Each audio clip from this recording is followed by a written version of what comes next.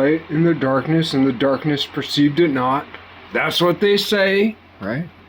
Okay, I'm trying to be profound. I'm trying to be philosophical and religious. The Lord shone a light in the darkness, and the darkness perceived it not.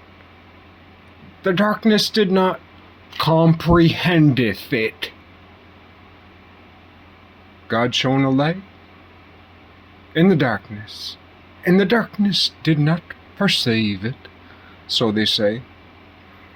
God shone a light in the darkness, and the darkness perceived it not. Right.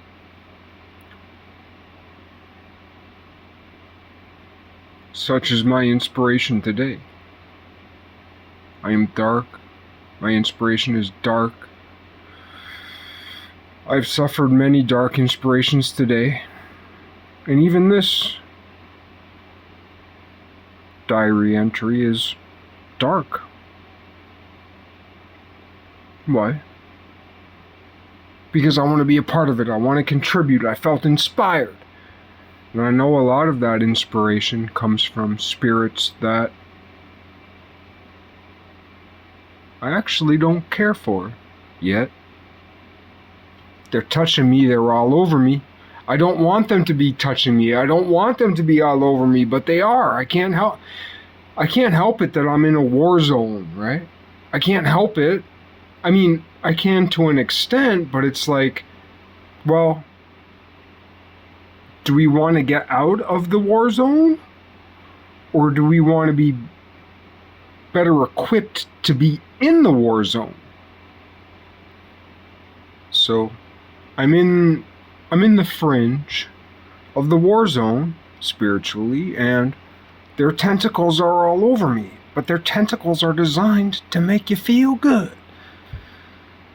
And I felt good. Here and there, you know. People always talk about 1984. The book 1984, but not as many people have been talking about the book A Brave New World. They were written and published essentially from this moment in time, from the same era. 1984 by George Orwell and Brave New World by Bertrand Russell, by A Brave New World by not Thurston Veblen. A Brave New World by his brother, was also famous or infamous. A Brave New World. Who the fuck wrote Brave New World? God damn it. Doesn't even matter. Everybody knows. Brain fart, you know? It's kind of like Kelly Bundy when she was on a quiz show.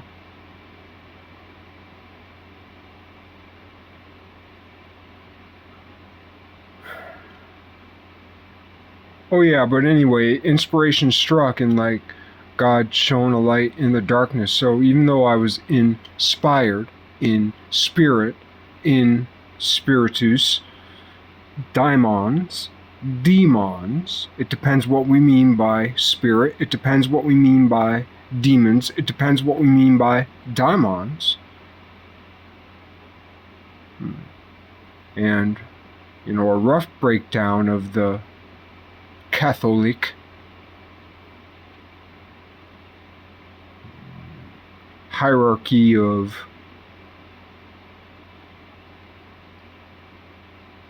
beings? Souls, maybe you could say. But not all beings are souls. And not all souls are being. But all souls that have become are beings, though not all souls that have become that are beings have been born, and all that has been born is both soul and spirit.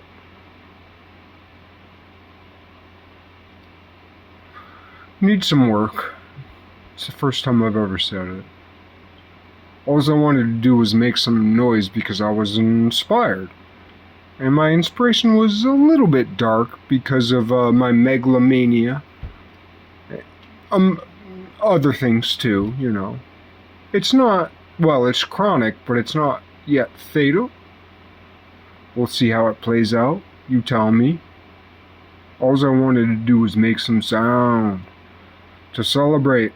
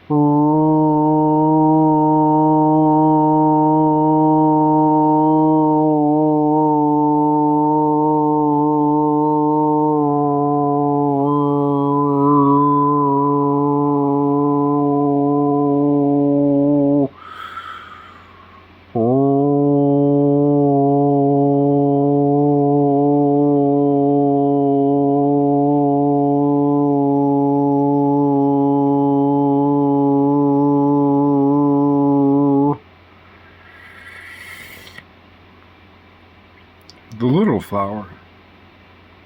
The little flower. Yeah. But within the first page, she says savages, or at least in the English translation. That's hard to overcome. That's quite the barrier. That's quite the moat. The word savages. The word savages in English, in the English translation of the little flower. Savages!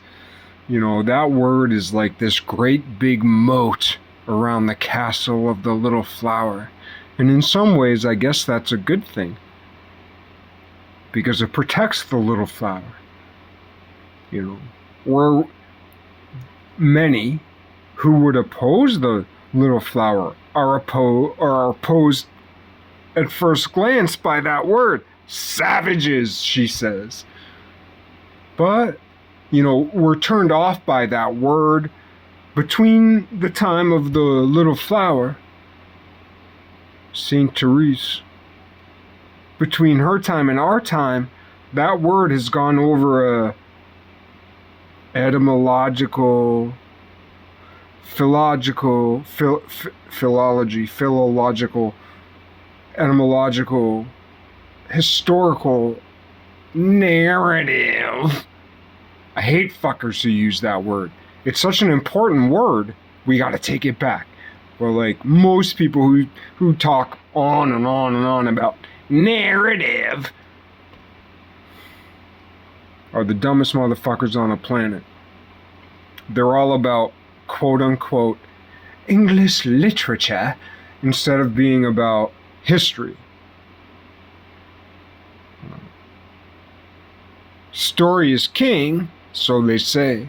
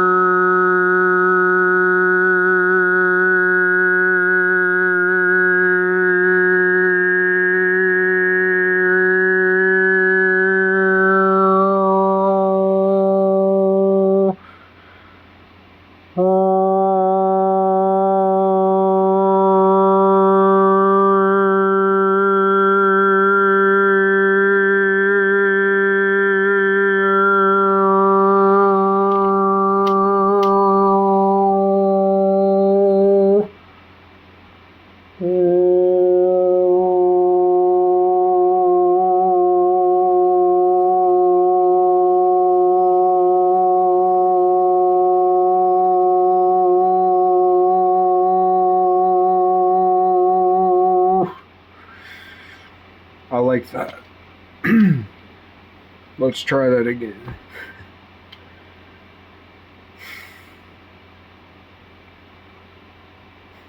I don't know what tone's gonna hit. I'm looking just like you. Maybe one of them will stray.